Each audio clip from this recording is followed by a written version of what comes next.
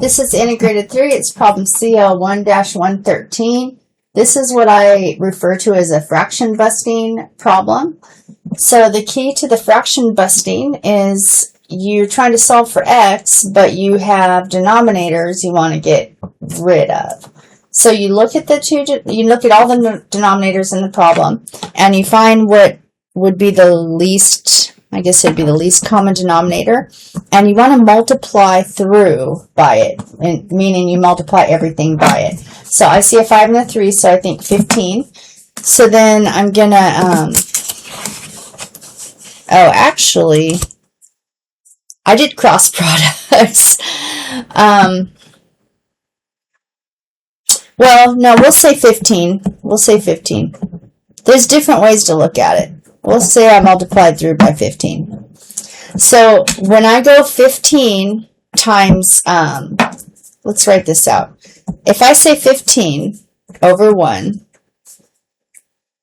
times x plus 2 over 5, well, isn't that like I could say that's 15 times x plus 2 all over 5? Couldn't I say that? And don't the 15 and the 5, they cancel out. Like I'm allowed to reduce this fraction by 5s. So I'm dividing the top and bottom by 5. I usually just do it in my head. I cross this out and I call that a 3. But you can see, if you multiply it out, you can see that 15 divided by 5 is going to be 3. So this is going to turn into 3 times x plus 2. So that's why I've got that. I think I just did some of it in my head. And then when I multiply 15 times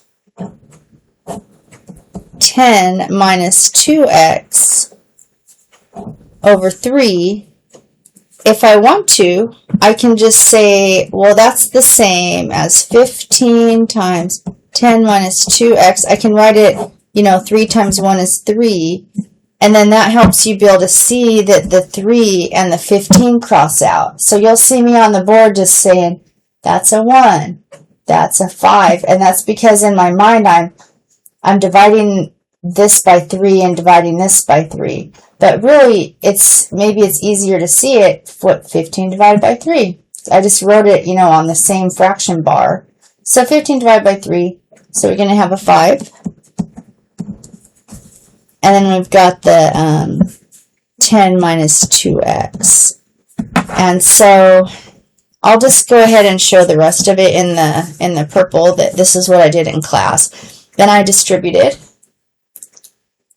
And then I just, I did some stuff in my mind. I added 10x to both sides. And I also subtracted 6. So some of you can do some of this in your head. Some of you are going to need to write it all out. But you should end up with 3x equals 44. And so then you're going to end up just divide both sides by, what? Oh, 3 plus 10. 13x equals 44, and you have 44 over 13. So that's letter A. Let's look at letter B. Letter B started out as 3 over x minus 1 equals 8. And I looked in, the only denominator I need to get rid of is this x, so I just multiply everything by x. So if I multiply everything by x, then this is like, these x's cancel out, because this is like, if I wanted to show it, it would be 3x, because that times that is 3x, and that times that is x. And then this one would be x times negative 1, which is negative x. And then this would be x times 8. But these x's, that's x over x. 3x divided by x is just 3.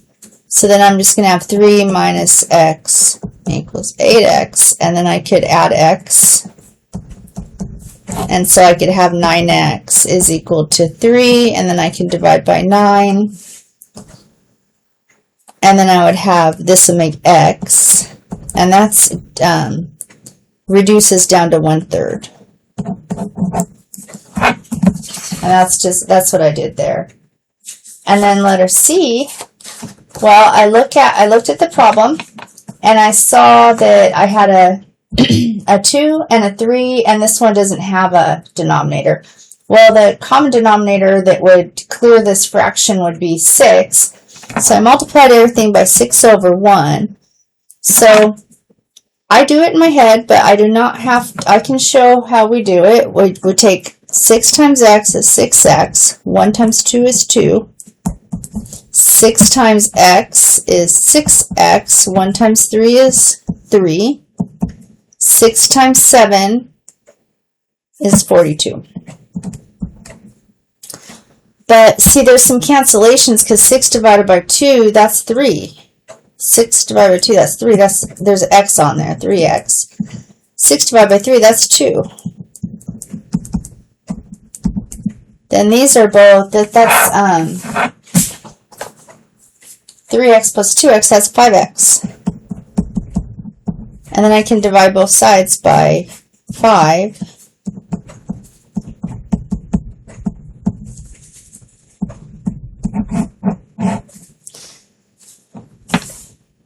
Yeah. And that's it. That's fraction busting.